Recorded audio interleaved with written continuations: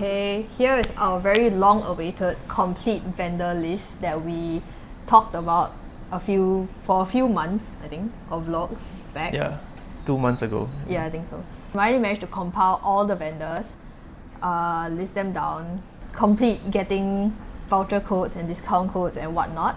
So we have made it into a proper document, and it will be linked below as well. And we will also elaborate on like why we engaged specific vendors or why we wanted specific things in the house, basically. In the house during our reno. One of the most asked questions like is who is your contractor?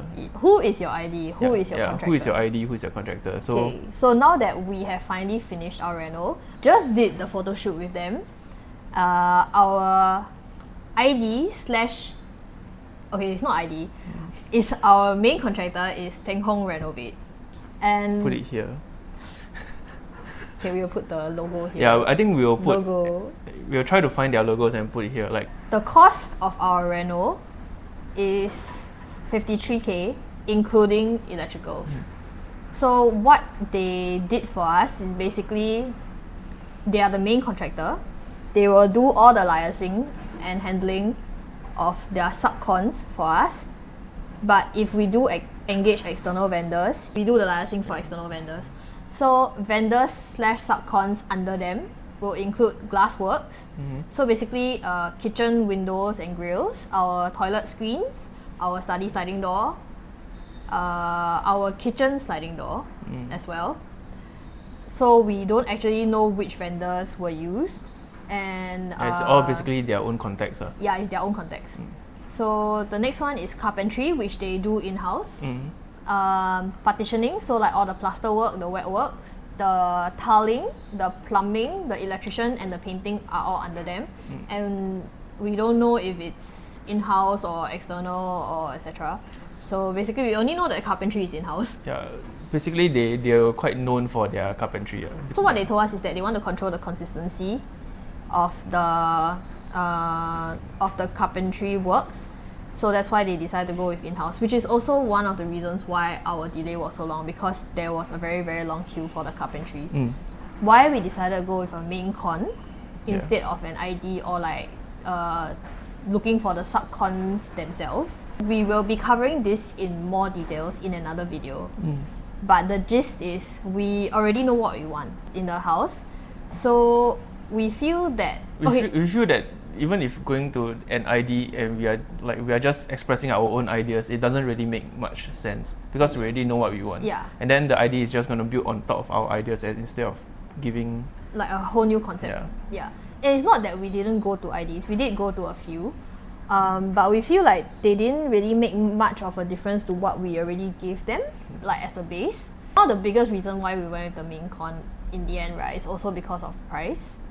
And you might think like 53K is not a small amount. So the thing is, it is the smallest amount out of everyone that we have been to. We have been to 2 to 3 different IDs, and what they gave us was basically out of our budget. As in, our budget was 50 to 60K.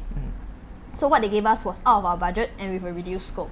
So everything that we have done with Teng Hong, we would not have gotten with an ID. So basically, we going with ID, we pay more, but we have less.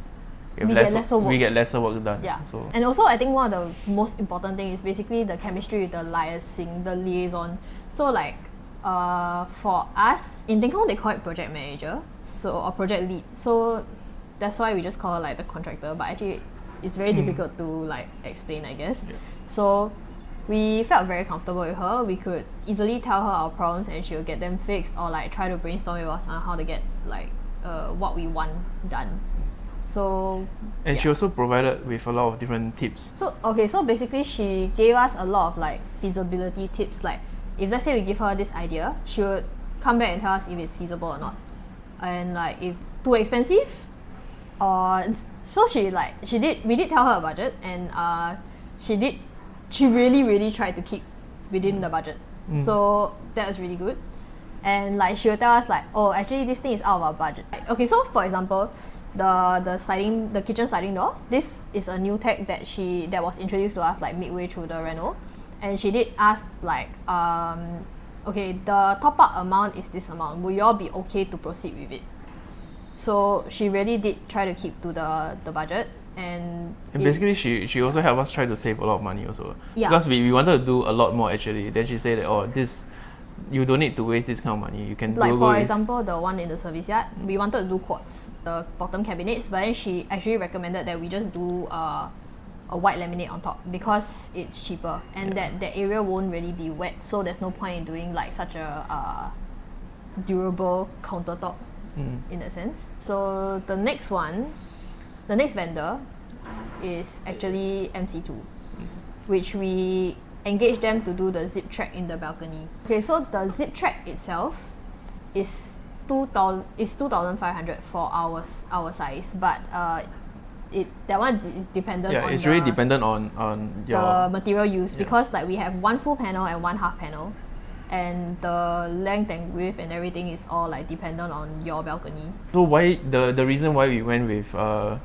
zip track, outdoor zip track basically, is because when we finally arrived at the unit selection at HDB, when we confirmed the current unit, we had to make plans for the balcony area. So there's a few thoughts that came to mind, like what are we going to use the balcony for? Are we going to like close it up, or what are we going to do with the balcony? So what we wanted to do was to make it into a sort of a gardenish area.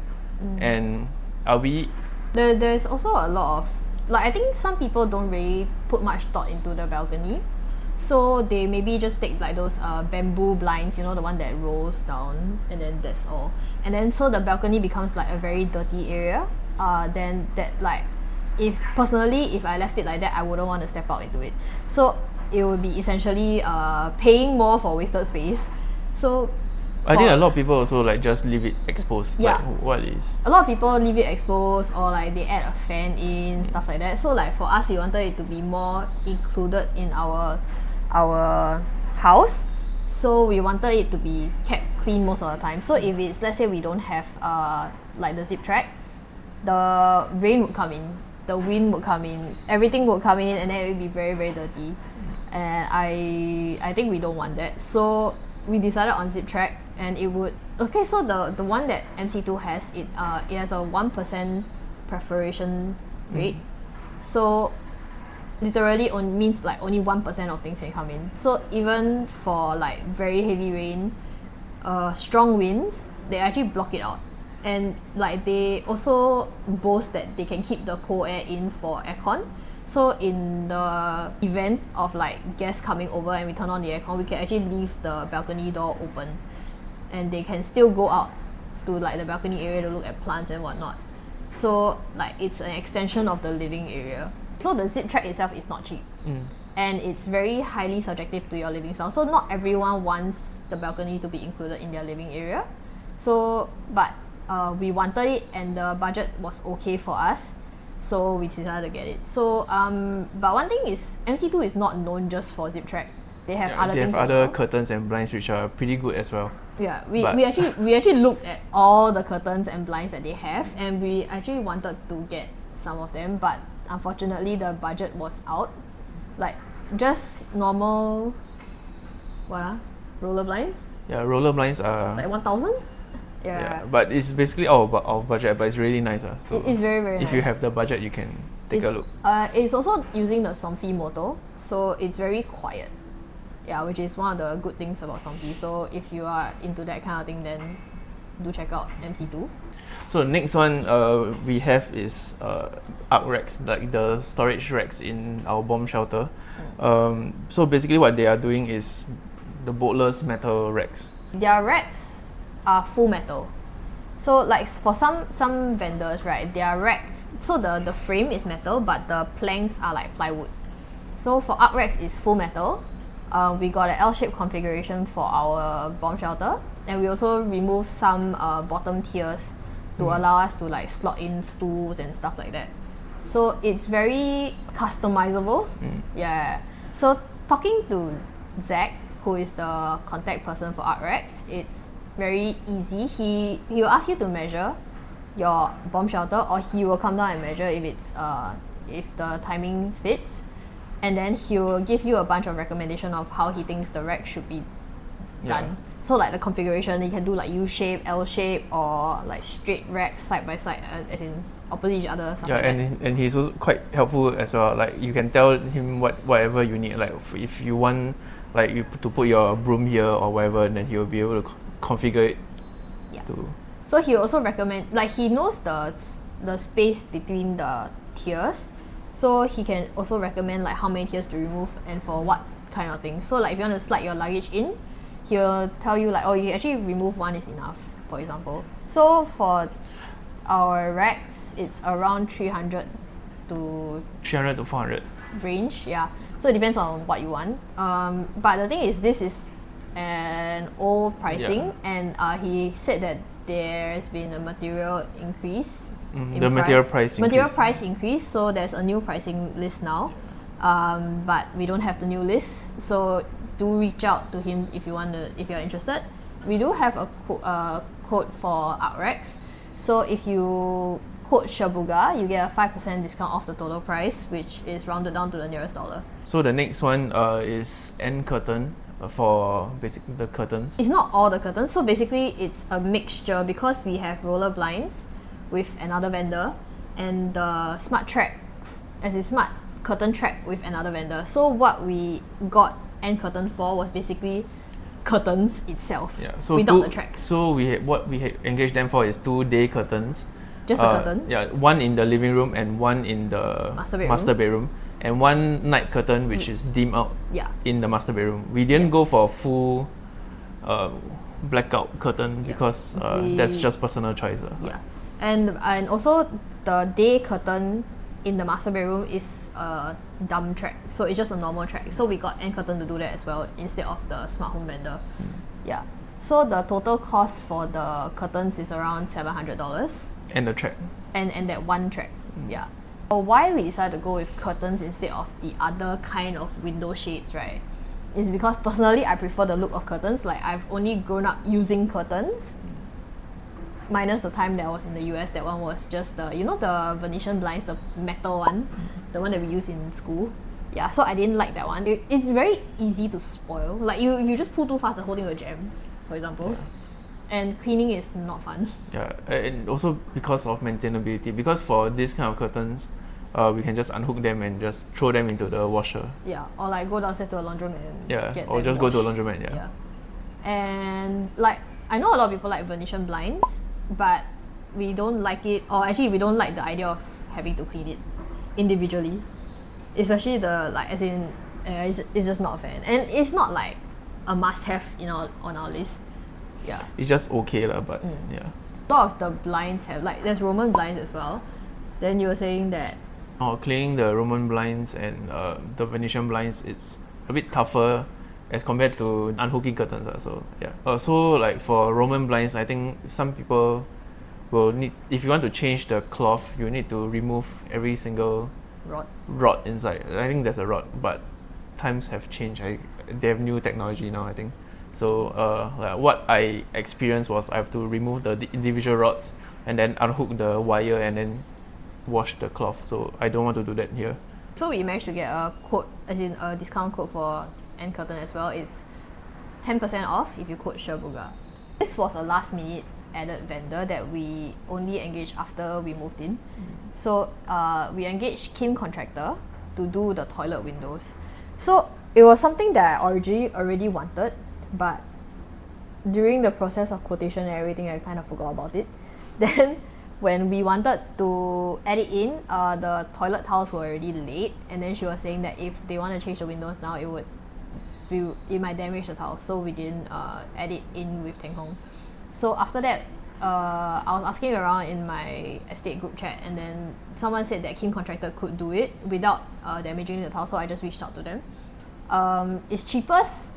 They are the cheapest among those that we have inquired, and it's very quick work. So they come down, they measure, they ask you to fill out the HDB permit form, submit that, and then very fast free, but it's really a bit of 一分钱一分货 lah. So like I wouldn't say the work is exceptional. Like it's decent, but it could be better. But I mean, basically, whatever. I got what I wanted. So yeah, for this price, I think we are okay with it. And we can finally put our insect mesh properly. Because with the old, like the louvered windows, Yeah. you can't really put insect mesh because It'll be blocked by the handle, then it will be blocked by how open the window is, etc. So I just didn't want to deal with that and then just change the window.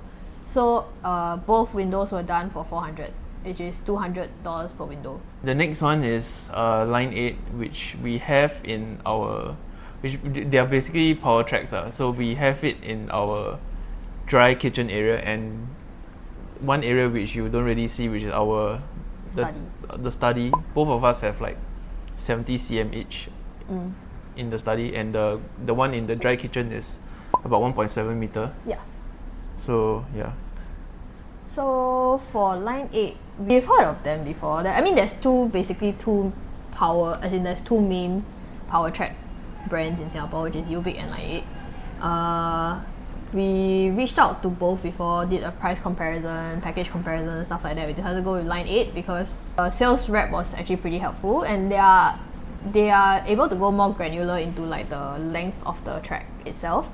And she was very nice to help us like update our invoice to cheaper pricing when there's a new promo running. Yeah, because we engaged them quite some time ago, and early on, and then over the different months, she will help us update. Oh, there's a new price, or you can get this cheaper, stuff like that. And she will also ask us like, hey, are you guys like, when can we go down to measure and stuff like that. So a lot of people also ask like, why did you decide to go for the power track?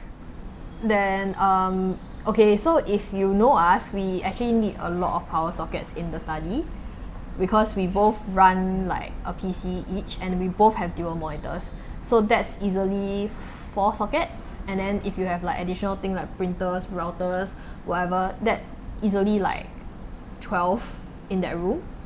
So we don't like the idea of using extension bars. Firstly, it looks ugly. Secondly, overloading issues. So if you add the cost of adding fixed sockets like the 2 gang each on the wall, firstly it looks very bad. Secondly, it's about the same price as getting a power track package. So with power tracks, right, you get the added flexibility of the location of the plugs as well. So like if it's fixed, it only can be like here. So then if you have a very long streak of like 6, then you can only do it like 1 end. But like with power tracks, you can just slide it along the whole track and then you get to choose where the location is for your one. And it's also an added bonus for looking very sleek and futuristic as well. Oh yes, and the additional one, power tracks support like international adapters. So you don't have to get the additional like one more plug, which makes it look even uglier. So that's good. And our package was 1,300, around 1,003 for 3.2 meters. 3.2 meter. 3.2 meter length of track, up to you to however many tracks you want and how long they are. And additional... How many? 10 adapters, I think, if I'm not wrong. Yeah. About 10 UK and 10. I forgot. But we added 10 adapters. Okay. Next one is we engage HomeAuto for basically the smart switches and automated blinds, the motorized curtain tracks that we talked about just now, and also the main door lock. They actually have the same showroom as Line 8 in Toa Payoh. So if you're interested with both these vendors, you can actually check them out at the same time. Why we decided to go with like a smart home vendor? Firstly, is we already wanted a smart home. Like I like the idea of a smart home and I like to configure these kind of things. So I already tried doing that in my old place, but it was very limited because I only can change like light bulbs and like adding IR blasters. There's only so much things you can do in the old house. So when we shifted to a new place, we can straight away do everything from the ground up, like to support this whole. Yeah. So we did the research for like which ecosystem we wanted and the cost for the things that we would need to buy. So like the light switches, the light bulbs if you need them, or like IR blasters, human sensors, door sensors, those kind of stuff. So when we watch like Matt's video, link here, there, here, there, here. She was recommending HomeAuto. So we just reached out to them for a quotation, and we realized that actually it wasn't that much of a difference between engaging them and DIYing the switch change and all those. So might as well just like pay that little bit more to get someone to do it for us, and we only need to contact one person if anything goes wrong. So basically we hired them for the ease of like having only one point of contact, and then and also warranty. Warranty, and also the possibility and reducing the possibility of zapping yourself. So the cost for all our things is basically around 3,500. We changed almost all the light switches.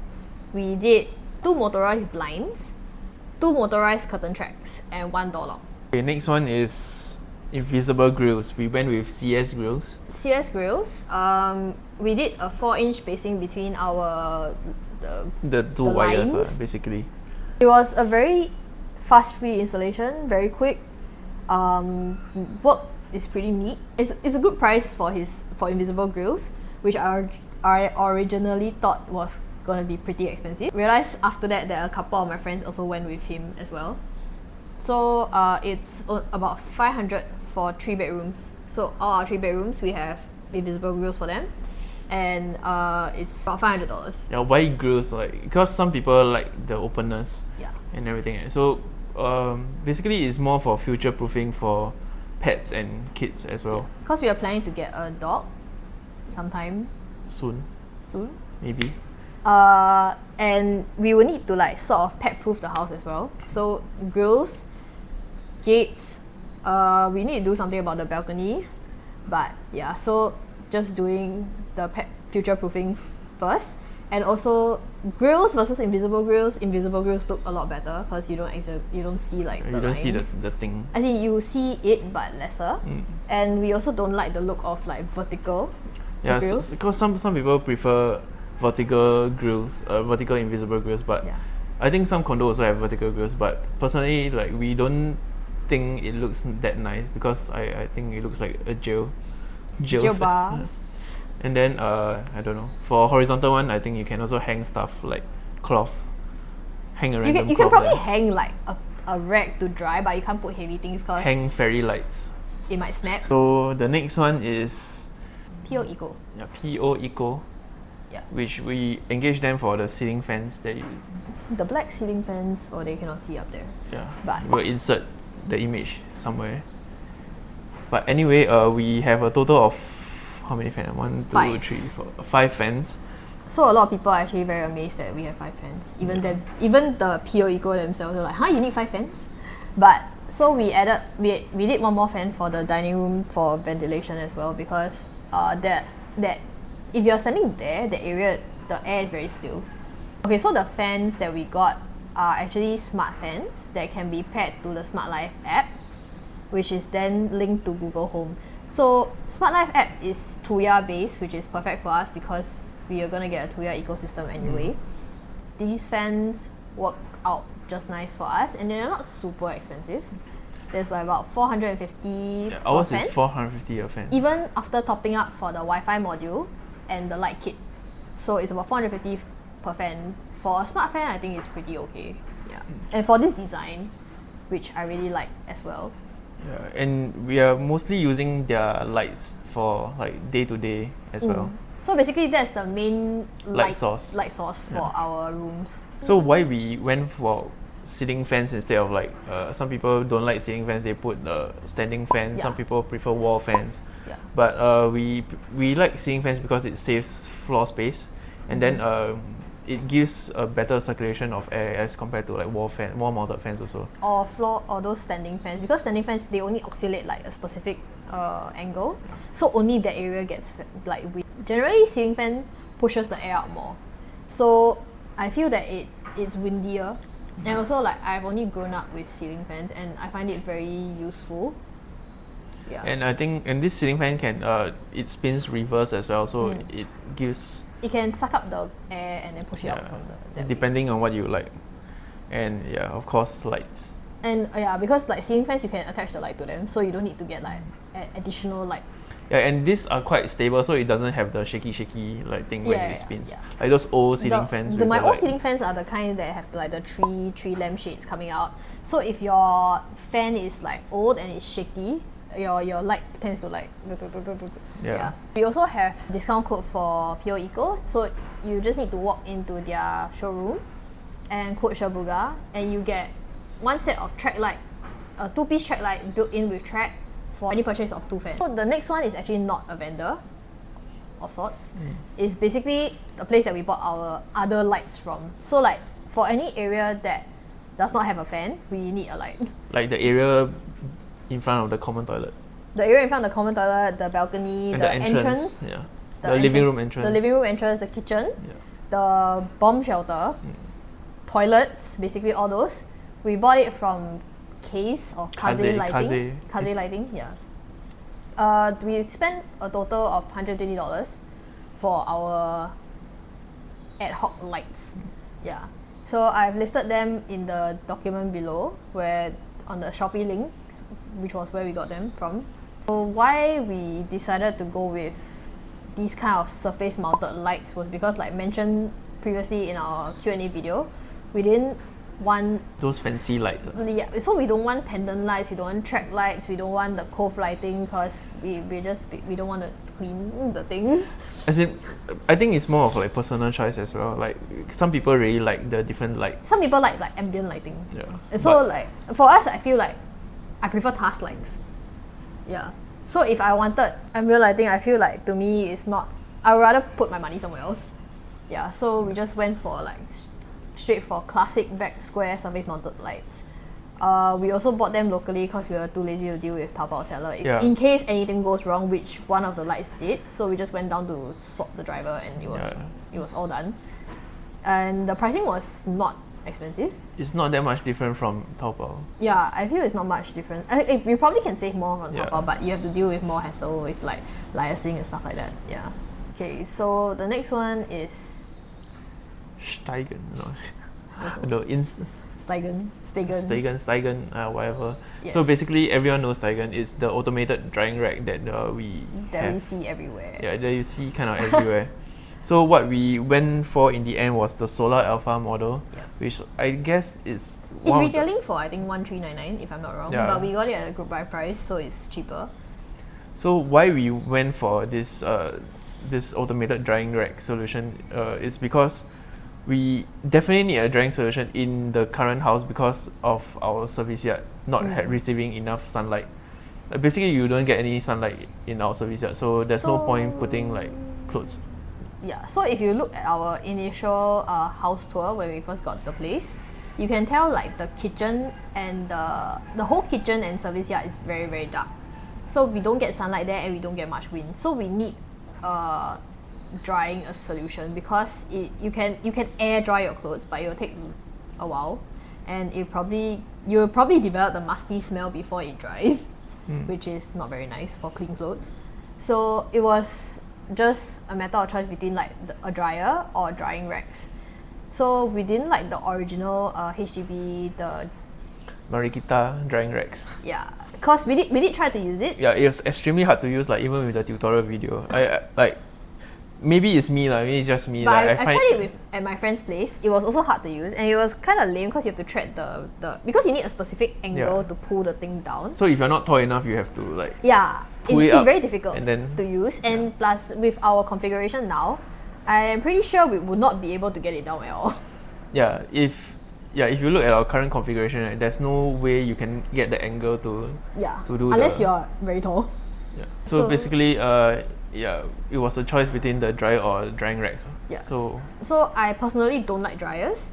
I've used them in the US before, and we did get our clothes shrunken to baby size. It was hilarious, but kind of sad. So that's probably like my mom's fault because I was like 11 at that time, and she didn't know how to use a dryer, and she probably didn't put the correct setting. But to prevent that possibility of happening again, I would rather not get a dryer. And dryers are not cheap, especially for like the condenser one. I think which is the better.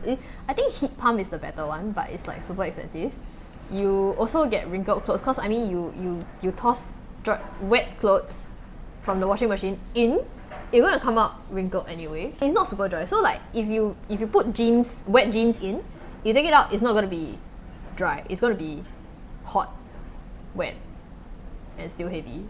So you get the added bonus, right, for a drying rack, because you hang it on hangers and the heat comes down this way, so it actually kind of like semi-irons your clothes already.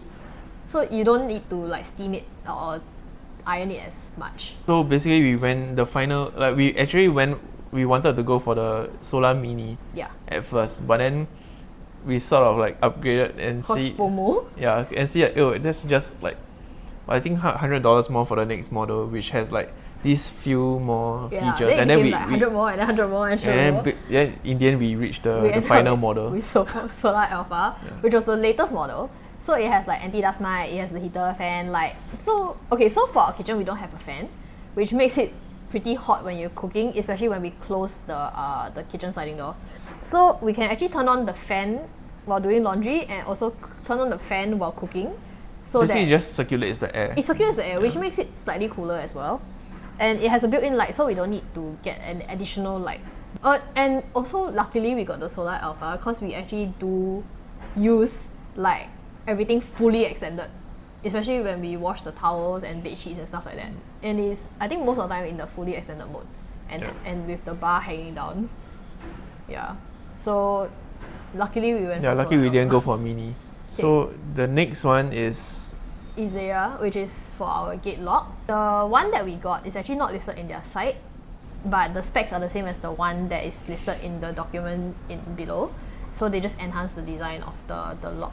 Why we wanted a gate lock, and basically why we wanted digital locks in general, is because we wanted like a keyless experience. Losing keys or like forgetting to bring your keys, it happens to me sometimes because like if my mom locks the door after me, I don't think about my keys, and then I come and like, oh, crap, I don't have my keys, so I cannot come in. It's like, especially if I come home late, then they're all asleep. It's a bit difficult to get in.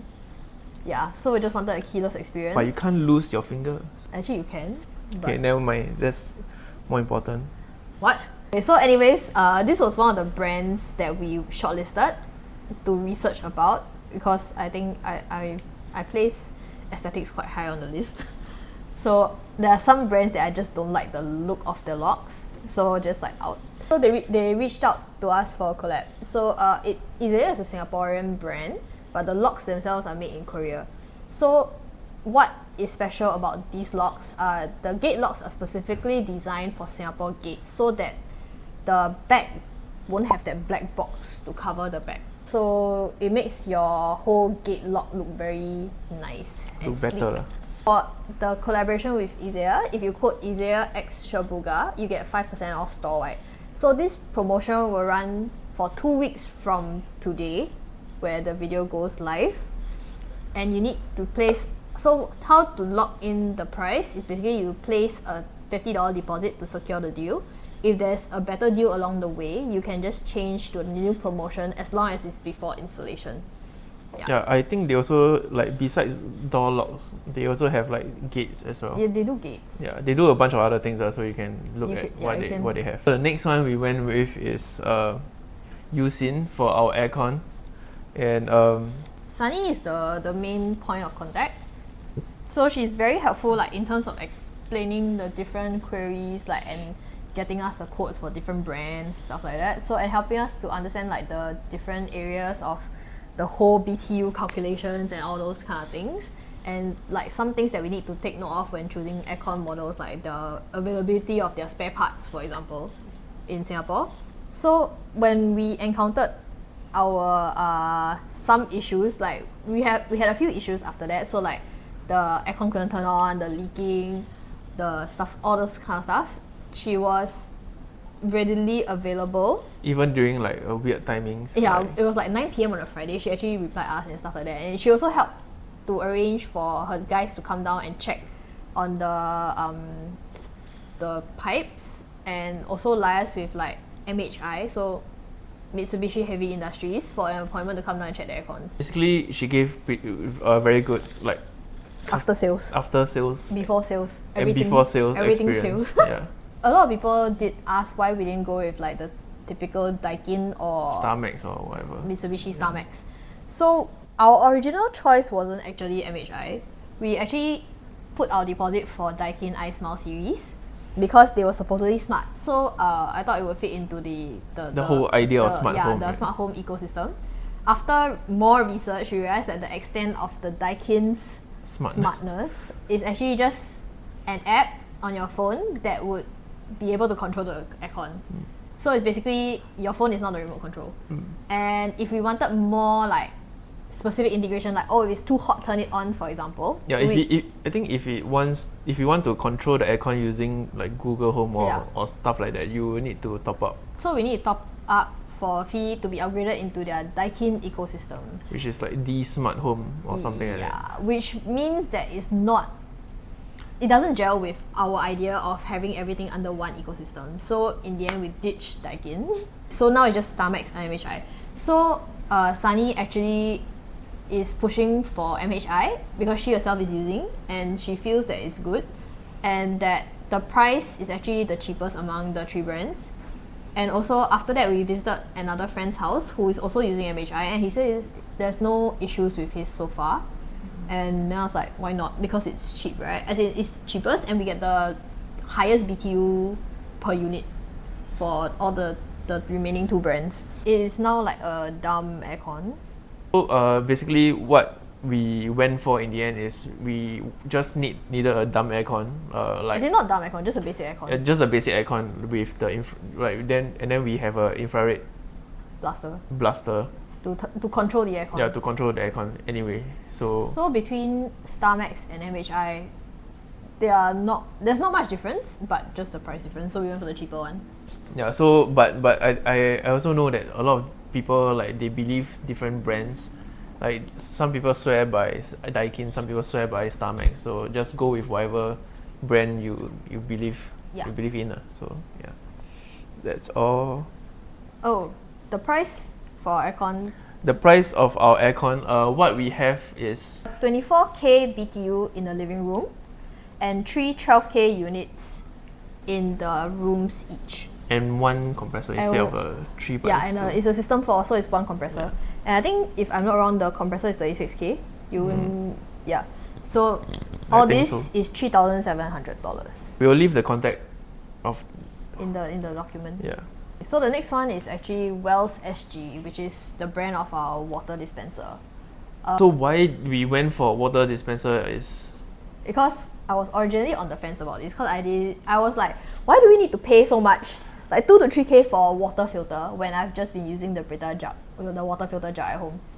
And then after that, if you think about it a little bit more, you realize if you don't have a water filter, you will need a space for a water jar, filtered or not filtered, and a kettle, minimally. So that takes up quite a bit of space already, and it most likely will take up more than what a water dispenser would take for. As in, it would take up more space than what a water dispenser would take. So, and we will also have to boil the water if we needed hot water. But with a dispenser, you could get hot water almost instantly, like just a slight less than 1 minute boiling time. Yeah. So, and for a very small kitchen like ours, we severely lack countertop space. So if we could reduce the countertop usage, would be great. So imagine if we didn't have the dispenser, we will have 2 basically jars sitting on the countertop, just taking up space. And we went with Wells because it looks the nicest. Yeah. And also we went with the model without cold water. Yeah. So if you go with the model that allows that has the ice cold water, is actually more expensive, and the water filter system slightly bigger below. Okay, so what you see on top is just the dispenser. The filter system is actually hidden below. So the one with the ice cold water is a taller unit than what we have, and we also went with Wells because it has the smallest countertop space used. It's about the one we got without the ice cold water is about 2009. Basically, what we have now is just like the minimum temperature is room temperature, and then body temperature. Temperature 50 degrees for milk, baby milk, 70 for tea, and 85 for coffee. Yeah. Which is basically what most people need. Yeah. So, yeah. If you really need like 100-degree boiling water, please boil it on the pot, in the pot. Kettle. No, we don't have a kettle, so we boil in a pot. Yeah. Okay. The next one is the chemical crew, which we engage them for post-reno cleaning. So we feel their service is actually at least thorough enough for us. Yeah. Because like it's not super like spotless clean, but for us it's fine. Because to For be me, fair, it's fine. okay, for his level, it's fine. But his level of cleaning is actually very high. So for me, it's more than fine. But to be fair to them, our reno is very long. And by the time they came in, which was like easily 6 months after we collected keys and they started drilling, so like a lot of dirt has already like sort of been baked into corners and stuff like that. So they would actually really have to scrub pretty hard to get it out. Yeah. So why we decided to go for post-reno cleaning instead of cleaning ourselves, right? It's actually by that time we were like so tired. Okay, if you look at our videos, you will know lah. Like you will know that how we went like during the last week of reno, we were just basically been running here almost every single day because we had to like supervise people. If not, we had to like fix up things, and the house was not even in a state that we could clean. So most people like before handover, they actually had like 1 week in between to actually like come down and clean. But we didn't have that because we had to get out of my old place by a specific date because they were going to start reno on their over there as end. well. So we didn't actually have the time to come down and clean as well. Added bonus so that we got a discount through group buy. Yeah. And so like mentioned earlier, like there was a lot of baked in dirt already. So I didn't really want to have to deal with that. So we just got someone else to deal with it for us. So I think if I remember, $300 to $400. No, I think it was like 400-ish. So it depends on how many, like which room, like how many rooms you have. As in, so like your 3-room, 4-room, 5-room unit is different price. Yeah. So we also managed to get a discount for you guys. It's TCC X SherBooga for 15% off all their services. They actually do more than just post-reno cleaning. I think they also do the bed mattress cleaning. Yeah, so they also do like deep cleaning for fabric sofas, mattresses, stuff like that, and I think also vinyl cleaning, if I'm not wrong. Yeah, if Chinese New Year does also, you can ask them come. Okay. Actually, quite a good idea. Okay. So the next one is the movers we engage with is 365. Yeah. So they are pretty fast and They pack really fast. yeah, they pack really really fast. Yeah. I moved quite a few times and this is one of the fastest that I've seen. Yeah. So they included boxes in the quote. So for them, the boxes are on loan and they ask you how many boxes you need when you first engage them. So for our case, they didn't take back the boxes as the amount we loaned from them was too little because it was like 10 boxes. And less than a certain number of boxes, they just give the box. Yeah. So I think they say it's unlimited number of boxes, but There's always a limit. So I mean, I don't know. We just took 10, so that's all. Then they didn't take it back from us. Yeah. So why we engage movers? I actually thought about moving my own stuff over because I live like just 10 minutes away. Then to only get the movers for stuff from next place. But then it was too much of a hassle because I was it was moving. wishful thinking.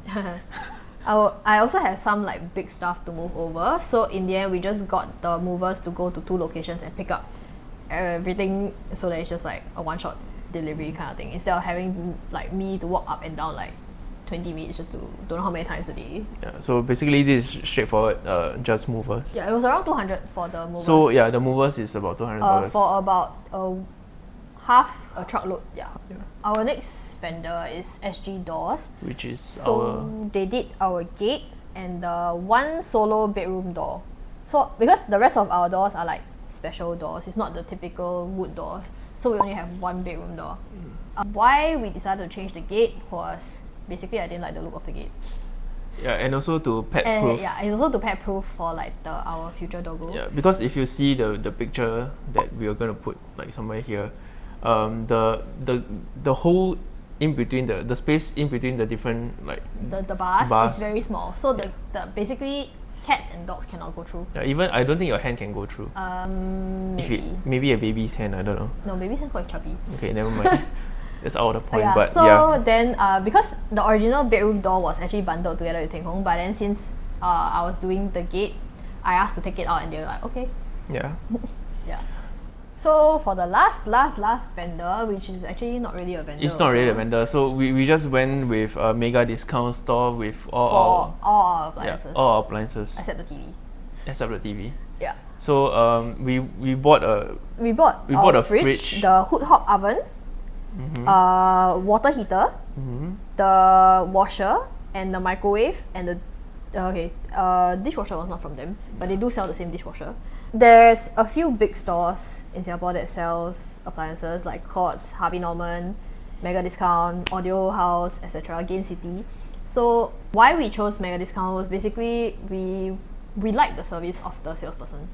Yeah, so they all have the same price matching mechanism. So if they say, oh, we will match other stores. Yeah, so basically if they match each other, you'll get the same price. There's anyway. no cheaper one. So you can go to one vendor and then you price match. Yeah. So basically it just boils down to who you're comfortable with. The person selling you and also like the after sales. Yeah. So and also the different cashback or voucher. So like each store has their own like voucher / cashback mechanism. So some of the bigger ones, I'm not very comfortable with their mechanism. Like they give you in terms of like store vouchers. For example, so like I'd just rather have a discounted price. Yeah, of just the discount thing. my so price. Like Mega Discount Store does that, so we just went with them. So go with the one that you're most comfortable with, and remember to price match everything. For us, it happens to be Mega Discount. Yeah, but we heard from our neighbors they didn't have a very good experience in Mega Discount, so your mileage may vary. Yes. And we will list down the models that we have in the document. Yeah. The different models of our appliances. Yeah. So you can take a look. Oh, Castlery. Oh yeah, this is Castlery. So, Castlery is the only. Okay, so our only locally bought furniture is from Castlery, which is this sofa. As you can see, which we are not sitting on. Yeah. So basically, we have gotten used to sitting on the floor. Floor cushions on the floor. Floor cushion on the rug on the floor. Yeah. So, but the thing is, this sofa is actually very good to laze on. Yeah. It's an L-shaped sofa. If you can see, it's an L-shaped sofa. So So I think it can sit about 1, 2, 3. I think you 4 persons comfortably, but 5 person if you want to squeeze. 5 you want to sit in the corner. Yeah. Yeah. So I like L-shaped sofa because I like to cuddle up in that corner, but I have not been doing that. But yeah, so this is the only locally bought furniture because he insists on trying it. Try what? Trying the sofa before buying it. Oh yeah, I have a problem with sofa. Like I want to try first. Yeah. So up to you lah. I mean, if it was up to me, I would have bought it off Taobao. So everything else is Taobao, like the coffee table, the TV console, the dining set. Basically, this whole house, all the loose items are from Taobao. If not, it's IKEA. Which we will also get down to that sometime. But it's a very, very, very, very long list, so please give us some time for that. Yeah. So that's about it. So like these are all the vendors that we engage, and also like the prices that we got them at. I know the rough prices because we got them quite some time ago. We got some the prices and might some have of the changed some of then. the prices have gone up, some have gone down. Like you have to or contact they might them. discontinue. I don't know. Yeah. But yeah, so this is basically our list and I know a lot of people have been asking, so yeah, we got this up first. Hope you guys enjoyed it. Although it's a very long video. Okay. Bye.